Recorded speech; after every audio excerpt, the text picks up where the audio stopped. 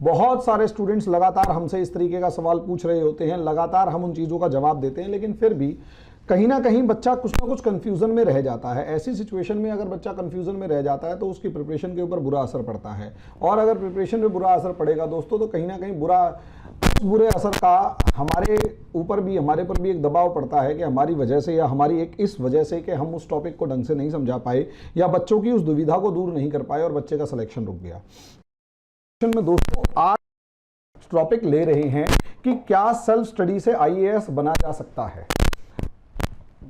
जी हाँ दोस्तों, जिस तरीके से सिचुएशन चल रही है, कोरोना पीरियड है, बच्चे कहीं ना कहीं बहुत तरीके से कंफ्यूज हैं, बहुत ज़बरदस्त लेवल पर कंफ्यूज हैं, और अगर यही सिचुएशन रही तो बहुत ज़्यादा टाइम तक आगे बच्चा जो है वो, बहुत ज़्यादा टाइम तक आप उसको उम्मीद नहीं कर सकते कि बच्चा जो है वो तैयारी कर पाएगा। अब ऐसी सिचुएशन के अंदर वो हमेशा बच्चा कंफ्यूज रहता है कि सेल्फ स्टडी करें या कोचिंग ज्वाइन करें, सेल्फ स्टडी और कोचिंग, और उसको मोटिवेशन मिलता है स्टूडेंट से जो इंस्टीट्यूट में खड़े होकर या जो अलग अलग बहुत सारे ऐसे स्टूडेंट्स जो कि अलग अलग प्लेटफॉर्म्स पर खड़े होकर ये दावा ठोक रहे होते हैं कि मैंने कोई कोचिंग ज्वाइन नहीं किया, मैंने सेल्फ स्टडी करी, मेरा सिलेक्शन सेल्फ स्टडी से हुआ और मेरा सिलेक्शन सेल्फ स्टडी से हुआ। बहुत से यहाँ तक दावा कर देते हैं कि मैंने किसी कोचिंग से कोई संबंध नहीं रखा, किसी भी तरीके का कोई संबंध नहीं रखा, और जब वही स्टूडेंट की फोटोग्राफ्स दो चार हमारे टीचरों के फ़ोन में दिखाई दे जाती हैं, उन्हीं स्टूडेंट्स की जो फोटोग्राफ्स हैं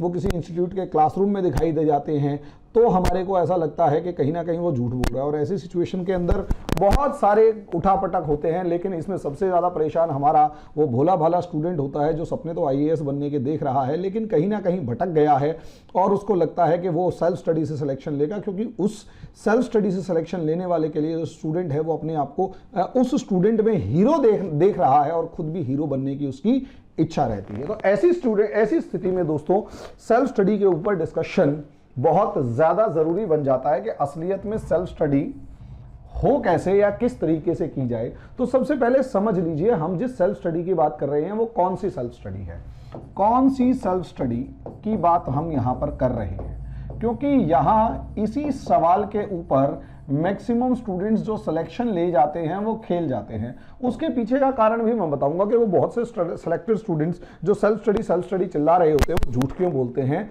और बहुत से बोलते हैं। इसमें 90% स्टूडेंट झूठ बोलता है, 100% नहीं तो कम से कम 90% तो बोलता ही है, जो कि सेल्फ स्टडी के मामले में कंफ्यूज कर देते हैं कि सेल्फ स्टडी कौन सी।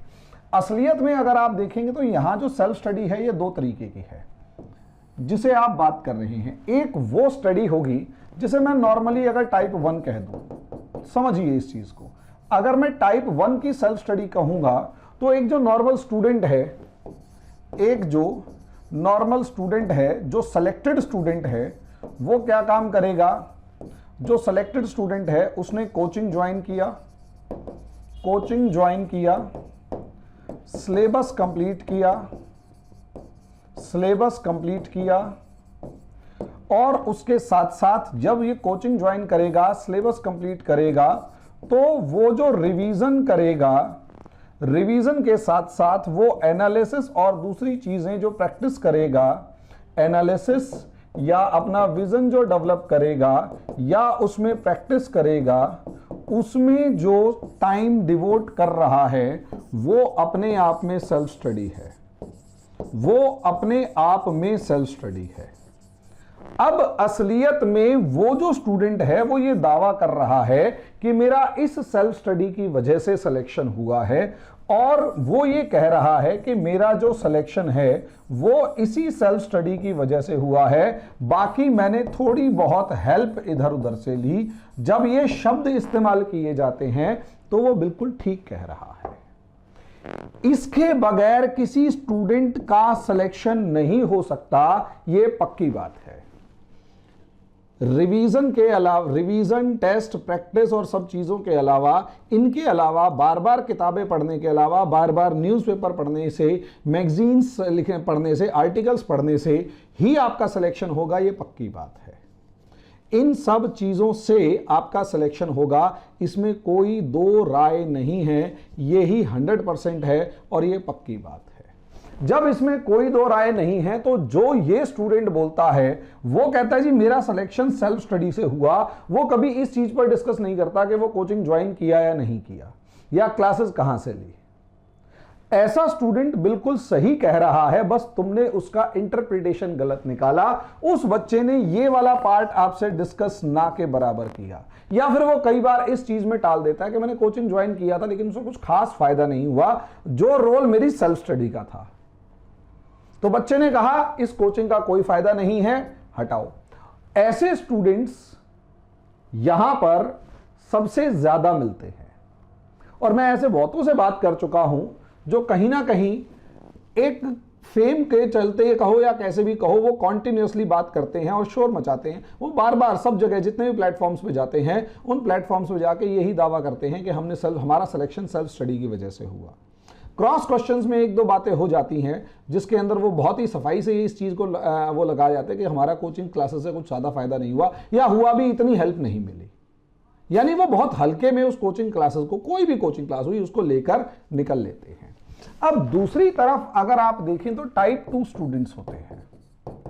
टाइप सेकंड स्टूडेंट्स की अगर मैं बात करूं यहां पर, टाइप 2 स्टूडेंट्स होते हैं जो ये क्लेम करते हैं कि उन्होंने किसी कोचिंग या किसी टीचर से किसी तरीके की कोई मदद नहीं ली, टीचर से किसी तरीके की कोई मदद नहीं ली।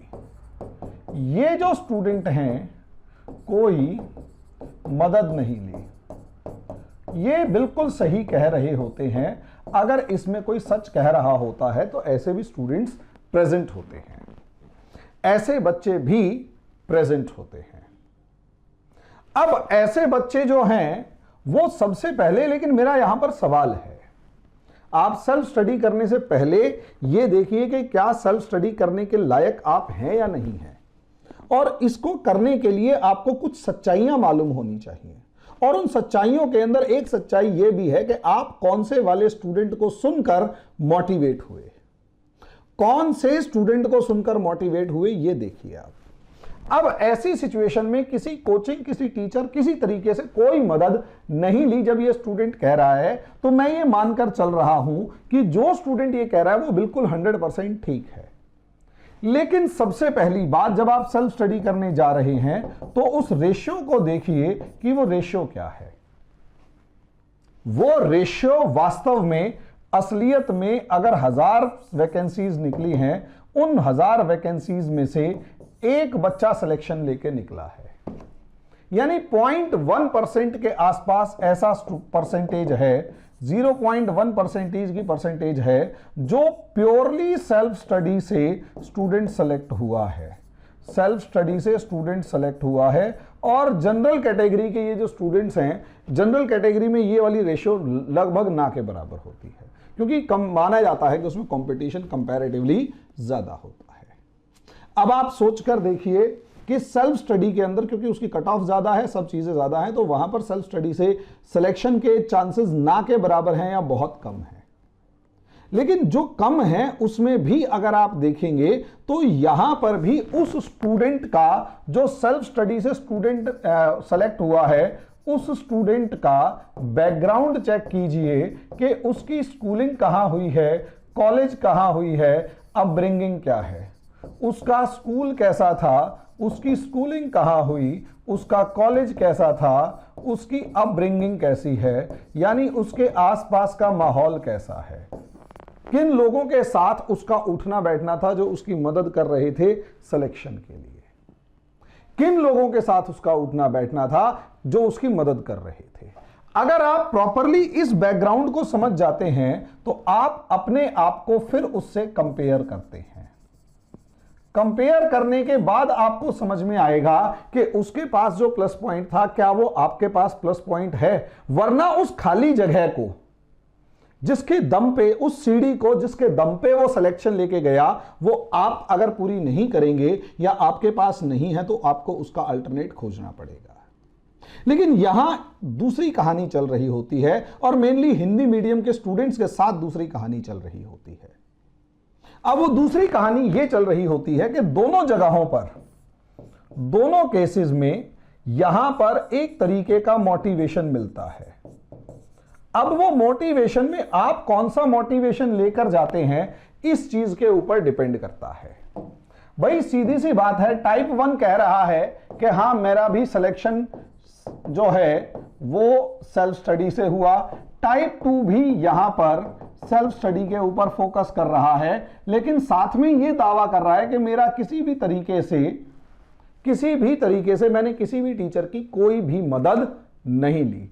अब जब किसी भी टीचर की कोई मदद नहीं ली वाली बात आ जाती है, तो यहां पर स्टूडेंट मोटिवेट होता है और स्टूडेंट को मोटिवेशन मिलता है। लेकिन यहां असलियत में बच्चा मोटिवेशन उसे फील हो रहा है, लेकिन असलियत में वो कंफ्यूज है या फिर डिस्ट्रैक्शन है। आप आराम से सोचकर देखिए, बिल्कुल शांति से बैठिए और सोचकर देखिए, आपने XYZ किसी भी एक स्टूडेंट का मोटिवेशनल लेक्चर सुना जो सेलेक्ट हो चुका है, सेलेक्टेड कैंडिडेट का मोटिवेशनल लेक्चर सुना और मोटिवेशनल लेक्चर के अंदर वो दावा करके जा चुका है कि सिलेक्शन उसका अपनी सेल्फ स्टडी के दम पे हुआ है। तो पहले एनालिसिस कीजिए कि उसका स्टूडेंट बैकग्राउंड क्या है, स्कूलिंग क्या है, कॉलेज क्या है, किस तरीके से वो स्टूडेंट रहा। तो स्टूडेंट बैकग्राउंड चेक करने के बाद, आप उसका पूरा का पूरा चेक करने के बाद उसकी जो अपब्रिंगिंग है उसके ऊपर ध्यान दें। और सबसे बड़ी बात कि ये दो ध्यान देने के बाद भी आपको खुद का एक इंट्रोस्पेक्शन करना पड़ेगा। एक इंट्रोस्पेक्शन आपको ये करना पड़ेगा दोस्तों। इंट्रोस्पेक्शन का मतलब है एक तरीके से आत्ममंथन करना पड़ेगा। और आत्ममंथन करने के लिए सबसे पहले तो मैंने आपको बताया कि आप अपने आप को उस बच्चे से क्या करो, कंपेयर करो। आप अपने आप को उस सिलेक्टेड कैंडिडेट से कंपेयर करो कि क्या उसके पास प्लस पॉइंट थे जो आपके पास नहीं है। अगर वो प्लस पॉइंट जो आपके पास नहीं है, तो यही प्लस पॉइंट ये जो आपके पास नहीं है, ये आपके फेल्योर का कारण बनेंगे। इसीलिए आपको इन प्लस पॉइंट का अल्टरनेट ढूंढना पड़ेगा कि यानी जो कमी, जैसे मान लिया ये बच्चा नवोदय स्कूल में पढ़ा है, मान लिया ये बच्चा प्रतिभा विकास में पढ़ा है, मान लिया ये बच्चा और दूसरे high standard Sarvodaya Vidyalaya level के स्कूल्स में पढ़ा है, मान लिया बच्चा बहुत अच्छे स्कूल्स में पढ़ा है और उसके बाद कॉलेज भी उसको बहुत ही अच्छे लेवल का मिला। अब दूसरी तरफ आपको स्कूलिंग जो है वो गांव के देहाती स्कूल में मिली, जहां पर 800 बच्चों के ऊपर एक मास्टर है, या फिर कोई घटिया लेवल का शिक्षा मित्र आपको पढ़ा रहा है जिसकी क्वालिफिकेशन भी पूरी नहीं है, CTET का एग्जाम पास नहीं हो रहा, बस पिताजी सरपंच ठहरे तो उसकी वजह से उसको भी नौकरी मिलना शुरू हो गया। अब अगर ऐसे शिक्षा मित्रों से पढ़ के आप ये सोचे कि आपका कंपैरिजन नवोदय विद्यालय के बेस्ट स्टूडेंट से हो जाएगा, तो मुझे नहीं लगता कि आप ज्यादा अच्छा कामयाब हो पाएंगे। या किसी सर्वोदय स्कूल या प्राइवेट स्कूल या फिर हाई लेवल प्राइवेट स्कूल से सिलेक्शन ले जाए तो आप कंपेयर नहीं कर पाएंगे, आप बता नहीं पाएंगे कि वो किस तरीके से हुआ। समझे? तो आपको उसका अल्टरनेट चाहिए। इसी तरीके से कॉलेज, अब एक तरफ बच्चा जो है वो DU के बहुत ही अच्छे लेवल के कॉलेज से पास आउट हुआ, चाहे वो करोड़ीमल से हुआ, हिंदू कॉलेज से हुआ, सेंट स्टीफन से हुआ या फिर दौलत राम से हुआ, किसी भी कॉलेज से पास आउट हुआ स्टूडेंट, अच्छे लेवल की यूनिवर्सिटी से, JNU से पढ़ के निकला, जामिया हमदर्द इस्लामिया, AMU, BHU, इलाहाबाद और सेंट मैरीज कॉलेज, इन सबके कॉलेज से पढ़ा हुआ निकला स्टूडेंट। और दूसरी तरफ आप एक ऐसे स्टूडेंट हैं जो कि कहीं ना कहीं गाइडे और कुंजियां पढ़ पढ़ के पास हुए। आपने पूरी जिंदगी NCERT नहीं पढ़ी, 12वीं पास कर ली, NCERT नहीं पढ़ी, ग्रेजुएशन पास कर ली, कोई किताब नहीं पढ़ी, केवल गाइडे और कुंजियां पढ़ के पास हुए हैं। मैं मान के चल रहा हूं पढ़ के पास हुए हैं, या फिर वो लेवल नहीं रहा जो टीचर्स का होना चाहिए था। समझे? सिर्फ आप अपनी क्लास में फर्स्ट आ रहे हैं और इसलिए आप पंप से भरे हुए हैं कि हाँ मैं सिलेक्शन ले सकता हूं। ऐसे स्टूडेंट्स इंट्रोस्पेक्शन करें और देखें कि क्या आप जो कमी उस सिलेक्टेड स्टूडेंट के कंपैरिजन में आपकी रह गई है, उसका कोई अल्टरनेट ढूंढा, उसका कोई विकल्प ढूंढा। क्योंकि आज अगर आप उसका विकल्प नहीं ढूंढेंगे तो वही कमी आपकी फेल्योर का, आपकी असफलता का कारण बनेगी। वही कमी आपके फेल्योर का, आपकी असफलता का कारण बनेगी। अब यहां आप आ जाइए कि अगर आप आत्ममंथन करते हैं तो आत्ममंथन करने के बाद एक और कमी आपको मिलेगी, और वो एक कमी आपकी हिडन डायलेमा है, एक छुपा हुआ दुविधा है। एक हिडन डायलेमा है, छुपी हुई दुविधा है। छुपी हुई दुविधा है, आप अपने दिल से पूछकर देखिए कि आपका प्राइम ऑब्जेक्टिव क्या है, प्रमुख जो उद्देश्य है वो क्या है। प्रमुख उद्देश्य एक IAS बनना और दूसरा सेल्फ स्टडी से IAS बनना, सेल्फ स्टडी से IAS बनना। मैं गारंटी से कह रहा हूं मैक्सिमम स्टूडेंट दूसरे के ऊपर हां करेंगे कि सर हां सेल्फ स्टडी से IAS बनना है। तो सवाल यह है, सेल्फ स्टडी से IAS बनना आपका मेन ऑब्जेक्टिव है, तो वो क्यों डेवलप हुआ, अपने दिमाग पर जोर डालकर देखिए। असलियत में जोर डालने पे आपको पता लगेगा कि feeling of a hero, feeling of a hero यानी नायक जैसी एक फीलिंग आनी चाहिए।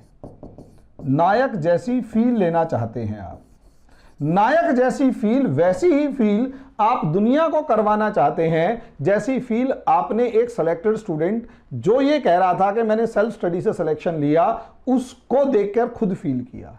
वैसी फीलिंग अपने लिए दुनिया के दिल में क्रिएट करना चाहते हैं। बस यही आपका सबसे बड़ा हिडन डायलेमा है, यही आपका सबसे बड़ा डिस्ट्रैक्शन है, यही आप कहीं ना कहीं डिस्ट्रैक्ट हो गए। अब आपका पूरा फोकस IAS बनने पर नहीं, सेल्फ स्टडी से IAS बनने पर हो गया है कि सेल्फ स्टडी से IAS बनना है। अब इस सेल्फ स्टडी के अंदर आप अपनी कमियों को देखना छोड़ चुके हैं और आप जो टाइम चाहिए उसके बारे में सोचना छोड़ चुके हैं, क्योंकि सेल्फ स्टडी का जो कॉस्ट है वो टाइम है। सेल्फ, देखो, everything have a cost in this world. दुनिया में हर चीज की कीमत है।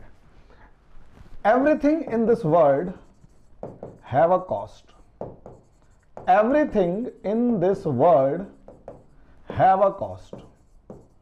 इस दुनिया में हर चीज की कीमत है, हर चीज की कीमत है इस दुनिया में।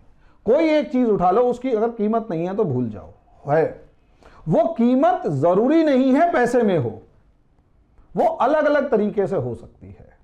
और कीमत दो है। तुम लोगों ने सुना होगा time is money, time is money, समय ही धन है। अब समय ही धन है का मतलब यह है, या तो आप समय खर्च करो, या तो आप समय खर्च करो और पैसे बचाओ, पैसे बचाओ। ये कंडीशन 1 है। क्या? समय खर्च करो, पैसे बचाओ। जो काम 1 साल में होना चाहिए अब वो 3 साल में होगा, और होगा या नहीं पता नहीं, होगा या नहीं पता नहीं। यहां एक डायलेमा है, डाउट है।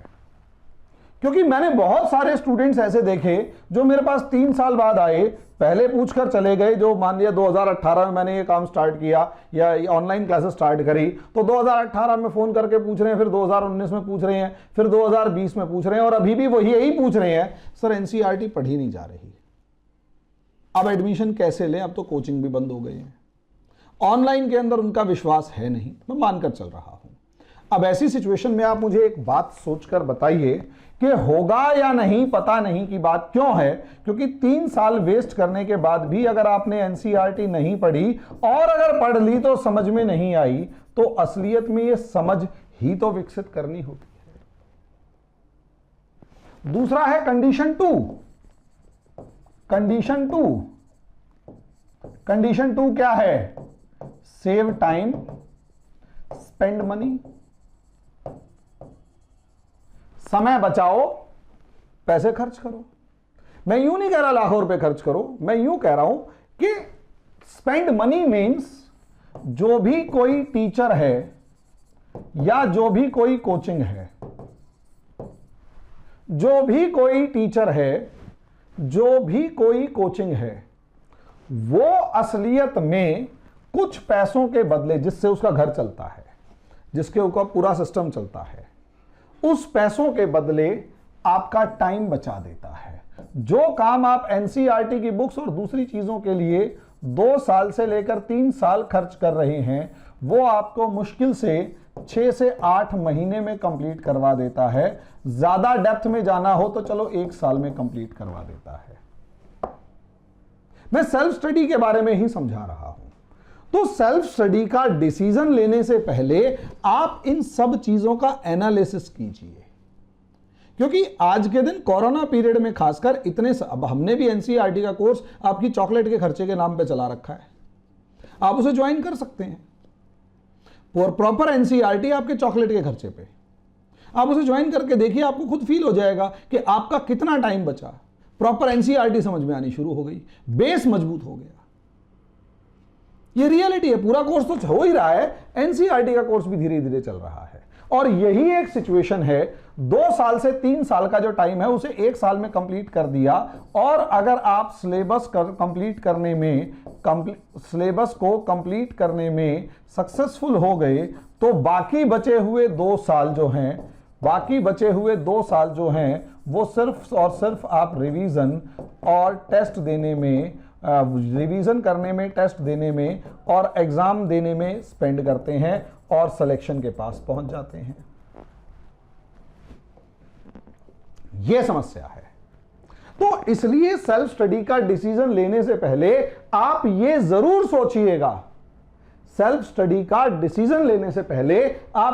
सोचिएगा, कि आपने क्या चीज खर्च करनी है, क्योंकि वही चीज आपके प्लान का इंटीग्रल पार्ट होगा। बहुत से बच्चे कहते हैं कि सर अभी तो हम फर्स्ट ईयर में हैं, बहुत टाइम है, 3 साल हैं, 3 है या 4 साल हैं। दोस्तों, तुम्हारे पास 3-4 साल नहीं है, तुम्हारे पास कहने भर को 3-4 साल हैं। ग्रेजुएशन करके जैसे ही बाहर निकलोगे और आप जब एग्जाम दोगे तो एक प्रिपरेशन को आप 3 साल तक अच्छे से कर रहे हैं और टेस्ट, असाइनमेंट्स वगैरह सारे कंप्लीट करके तैयार बैठे हैं, और दूसरा एग्जाम की तैयारी करने के लिए ग्रेजुएशन के बाद आपने 1 से लेके 2 साल लगा दिए। वो 2 साल एक्स्ट्रा है। तो if you want to be big then think big. अगर आप बड़े बनना चाहते हैं तो बड़ा सोचो, और यहां 2 चीजों के बीच में कंफ्यूजन क्रिएट मत करो।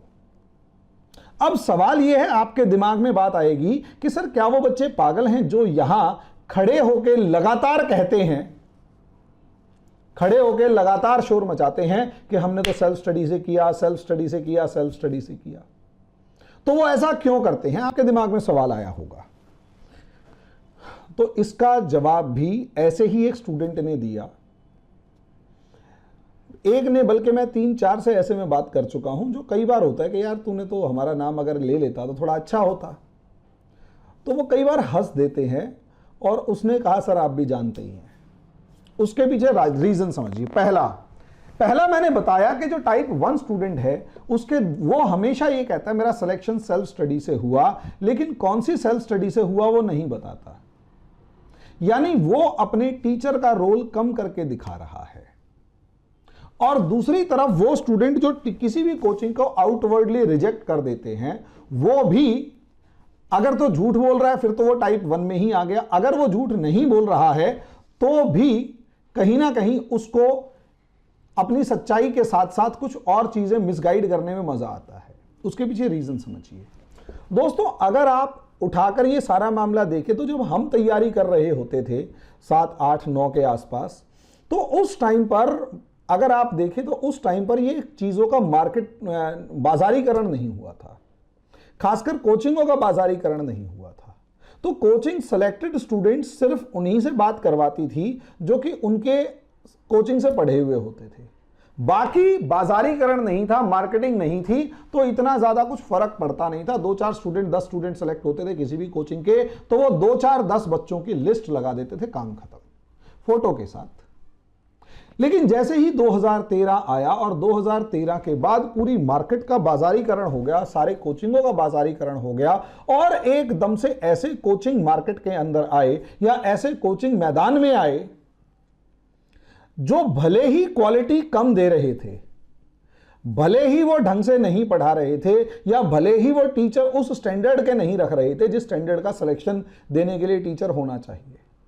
उन्होंने एक गेम खेलनी शुरू करी और वो मुखर्जी नगर के ही 2-3 कोचिंग हैं जिन्होंने सबसे पहले गेम खेली। उसने तो बाकायदा एक बड़े कोचिंग के नाम के मिलता जुलता नाम रखा और अपने आप को दावा ठोकने लगा कि मैं हूं, और वो सबसे पहले उसने, मैं उसका नाम भी मतलब क्या बताऊं, रिवील नहीं कर सकते इस मामले में, ओपन प्लेटफॉर्म पे बतेरे, उनके पास अब रिसोर्सेज ज्यादा हैं। वो हमेशा क्या करता, वो पिछले 2011-12 से कि जितने भी सिलेक्टेड स्टूडेंट्स होते उन सबको पैसा पहुंचाया और उनकी फोटो खरीद ली, पैसा पहुंचाया और फोटो खरीद ली, और दावा करता है कि टॉप 10 में से 6 स्टूडेंट्स मेरे, टॉप 10 में से 7 बच्चे मेरे, टॉप 10 में से 8 स्टूडेंट्स मेरे। अब अगर टॉप 10 में से 5 बच्चे मेरे, 6 बच्चे मेरे, 10 स्टूडेंट्स मेरे, 15 स्टूडेंट्स मेरे, तो अब आप मुझे एक बात बताइए कि टॉप 10 में से अगर 5 स्टूडेंट्स अगर उसके हैं और बच्चे को लगेगा तो नए वाले स्टूडेंट को तो कोचिंगों के नाम समझ में आएंगे नहीं। तो यहां से उस कोचिंग की देखा देखी एक प्रतिस्पर्धा, एक कंपटीशन शुरू हो गया जो मुखर्जी नगर से शुरू हुआ, और मुखर्जी नगर के बाद वो कोचिंग, वो जो कंपटीशन था वो मुखर्जी नगर, राजेंद्र नगर से होते हुए पूरे हिंदुस्तान में फैल गया। अब क्योंकि रीजनल सेंटर्स भी हैं, अब इन कोचिंगों ने उन सेलेक्टेड स्टूडेंट्स को अपने कोचिंगों के अंदर सेशंस लेने के लिए बुलाना शुरू किया, बातचीत करनी शुरू करी, बुलाना शुरू किया। अब बुलाएंगे तो खर्चा भी होगा, साथ में पैसे भी मिलेंगे। अब आप सोचिए, एक कोचिंग की विजिट अगर होती है तो उस एक विजिट के 50,000 रुपए से लेकर 2 लाख रुपए तक एक बंदे का कैश मिलता है। यानी एक सिलेक्टेड स्टूडेंट है, अगर वो एक कोचिंग में जाकर 15-20 मिनट, आधे घंटे का भाषण दे रहा है तो उसे 50,000 रुपए से लेकर 1 लाख रुपए कैश मिल जाएगा। अब अगर 50,000 रुपए से लेकर 1 लाख रुपया अगर उसको कैश मिल रहा है और ऐसे वो कम से कम 10 से 15 कोचिंगों के अंदर चला गया और जाके बच्चों को मोटिवेट करना शुरू कर दिया, तो उसका पैसा कितना बना ये बताइए। नौकरी जब बाद में लगेगी सो लगेगी, ऊपर के खर्चे तो अभी से निकलने शुरू हो गए। क्या ये फ्री में जाते हैं? कभी नहीं। क्या ये सिलेक्टेड स्टूडेंट्स जिनका अच्छा रैंक आ रहा होता है, क्या ये फ्री में जाते हैं? आंसर है नहीं, फ्री में ना के बराबर जाते हैं। इनके चार्जेस फिक्स हैं कि एक विजिट अगर हम यहां की करेंगे तो इतना होगा। टॉपर तो 2-2 लाख रुपए एक विजिट के लेते हैं। अब 2 लाख रुपए एक विजिट का अगर एक टॉपर लेगा, अगर एक टॉपर एक विजिट का 2 लाख रुपया लेगा और उसने साल में 10 विजिट कर दी, 10 कोचिंगों में घूम लिया, तो उसका सिलेक्शन क्या, उसका पैसा कितना बना। ऐसे में जहां अगर उसने किसी कोचिंग का या टीचर का नाम ले दिया तो वहीं बाकी कोचिंग उसे बुलाना बंद कर देंगे। यह भी पक्का है, यस, यह भी पक्का है कि जहां उसने किसी एक कोचिंग का या टीचर का नाम ले दिया तो ये बच्चे की साइकोलॉजी है। आज अगर यहां एक सिलेक्टेड स्टूडेंट आए, सोच कर देखिए, एक सिलेक्टेड स्टूडेंट आया, वो भाषण दे रहा है, लेकिन उसने ये कहा कि मेरी सफलता का सारा श्रेय मेरे इस गुरुजी को जाता है। एक बार उसने कह दिया कि मेरी सफलता का सारा श्रेय मेरे इस गुरुजी को जाता है, मैं गारंटी से कह रहा हूं अगले मिनट बच्चे का मोबाइल उठेगा और उस टीचर का नाम सर्च करना शुरू करेंगे जिन्होंने उस बच्चे के सिलेक्शन में इंपॉर्टेंट रोल प्ले किया। अब उस सिलेक्टेड स्टूडेंट को कोई खास सा सुनेगा नहीं। ये ह्यूमन टेंडेंसी है, ये ह्यूमन साइकोलॉजी है, और इसी ह्यूमन साइकोलॉजी के चलते बच्चों को बरगलाया जाता है। और मार्केट के अंदर ऐसे, और मजे की बात पता है क्या है, ऐसे 10-12 बच्चे ही हर साल घूमते हैं, बस ज्यादा नहीं घूमते। सिर्फ 5-7-10 बच्चे ही हर साल अलग अलग जगह पर जाकर प्लेटफॉर्म्स के ऊपर अपना नाम लिखवाते हैं और डिस्कशन करते हैं। बाकी कोई डिस्कशन नहीं करता, किसी तरीके का कोई डिस्कशन नहीं होता। बाकी चुपचाप अपना सिलेक्शन लिया और ट्रेनिंग करके अपना जॉब कर रहे हैं। ये सारे स्टूडेंट्स जो होते हैं 10-12 की हर साल की उठाकर देखिए, 13 के बाद की 14-15 के बाद से लिस्ट बढ़ने लगी और उसके पीछे भी एक सिलेक्टेड स्टूडेंट जो था, उसकी सबसे बड़ा घिनौना खेल था, पब एड का स्टूडेंट था। उसने क्या किया, ऐसे में किसी का नाम नहीं ले सकते क्योंकि ये सारे के सारे जो हैं ये सिलेक्टेड हैं और कहीं ना कहीं अब अच्छी पोस्टों में पहुंच चुके हैं। 2012 का रैंक है ये, 2011-12 का 11 का रैंक था। अब रैंक टॉप 10 के अंदर पब्लिक एडमिनिस्ट्रेशन से सिलेक्टेड। उसने छपवाई अपनी 20 फोटो और 20 फोटो जितने भी पब एड के इंग्लिश और हिंदी मीडियम के स्टूडेंट्स टीचर्स थे, सबको फोटो बेच आया। किसी से 50, किसी से 60, किसी से लाख, सबको ले लिया और अपना जेब भरी और गायब। उसकी फोटो हर कोचिंग के न्यूज़पेपर के उसके ऊपर मिली। किसी से गाइडेंस ली, किसी की टेस्ट सीरीज ली, किसी से डाउट सॉल्व करवाए, किसी की क्लास ली, किसी के नोट्स पढ़े, किसी की बुक्स पढ़ी, किसी का स्टडी मटेरियल पढ़ा। लगभग उस टाइम पर जब पब एड का पीक था, उस टाइम पर उन्होंने सभी कोचिंगों ने उस पब एड के स्टूडेंट, सिलेक्टेड स्टूडेंट की जो फोटो छापी उसका गदर मचा दिया और इतना पैसा इकट्ठा किया उसने और गायब। उसके बाद तो जैसे हर सिलेक्टेड स्टूडेंट का ट्रेंड चलना शुरू हो गया कि साहब पैसे दे दो, हम आपके कोचिंग में आके बोलेंगे। ये एक सबसे बड़ा घिनौना खेल होता है। ये जो सिलेक्टेड स्टूडेंट क्लेम करते हैं कि हमने कोचिंग की कुछ खास मदद नहीं ली या उससे कुछ खास फायदा नहीं हुआ और जो सिलेक्शन हुआ वो सेल्फ स्टडी से हुआ। इसका नुकसान किसको है? उसका नुकसान कोचिंग को तो बिल्कुल भी नहीं है। इसका नुकसान किसी कोचिंग को बिल्कुल भी नहीं है। इसका नुकसान सिर्फ और सिर्फ उन स्टूडेंट्स को है जो अपने आप का जो ऑब्जेक्टिव है वो आईएएस बनने से पहले सेल्फ स्टडी के थ्रू ही आईएएस बनूंगा, वो बना लेते हैं और पूरा फोकस सेल्फ स्टडी के ऊपर सोच के निकाल देते हैं और अपनी एनर्जी और टाइम दोनों वेस्ट करते हैं। अपनी एनर्जी और अपना टाइम दोनों वेस्ट करते हैं और वहां आके प्रॉब्लम्स क्रिएट होनी शुरू हो जाती हैं और यही बच्चा फेल हो जाता है। फिर भी आज मैंने आपको बताया क्या सेल्फ स्टडी से सिलेक्शन हो सकता है या नहीं, तो अब आप अपना माइंड मेकअप कर लीजिए क्योंकि अगले वीडियो में मैं बताऊंगा कि सेल्फ स्टडी से सिलेक्शन कैसे होगा, सेल्फ स्टडी कैसे करें और बताऊंगा जरूर, क्योंकि ऐसा नहीं है नहीं बताऊंगा। लेकिन सेल्फ स्टडी के रास्ते पर जाने से पहले आप यह जरूर सोच लें कि क्या सेल्फ स्टडी से सिलेक्शन होगा और क्या आप में इतना पोटेंशियल है या जिसकी तरफ आप देखकर, जिसके जोश में आकर आप इस तरीके का कदम उठा रहे हैं, क्या उसने सच बोला होगा या क्या आप अपने 2 से 3 साल वेस्ट करने के लिए तैयार हैं। क्योंकि सिलेक्शन के बाद जितनी 1 महीने की तनख्वाह होती है उतनी पूरी प्रिपरेशन की कोचिंग की फीस होती है। तो अगर आप देखें जो अचीवमेंट है उसके कंपैरिजन में जो फीस है या जो टोटल खर्चा है वो कुछ भी नहीं है और बच्चा कहीं ना कहीं कोचिंग को ही अपना दुश्मन मानना शुरू कर देता है। कोचिंग में बैठे हुए टीचरों को, यहां तक कि मुझे भी कई बच्चे टीचर दुश्मन मानना शुरू कर देते हैं कि आप तो अपना उल्लू सीधा करने की बात कर रहे हैं। मैं उल्लू सीधा करने की बात नहीं कर रहा। अगर मेरे पास 10 बच्चे नहीं भी आएंगे तो मुझे फर्क नहीं पड़ेगा और एक अच्छा चलते हुए कोचिंग को कभी फर्क नहीं पड़ने वाला।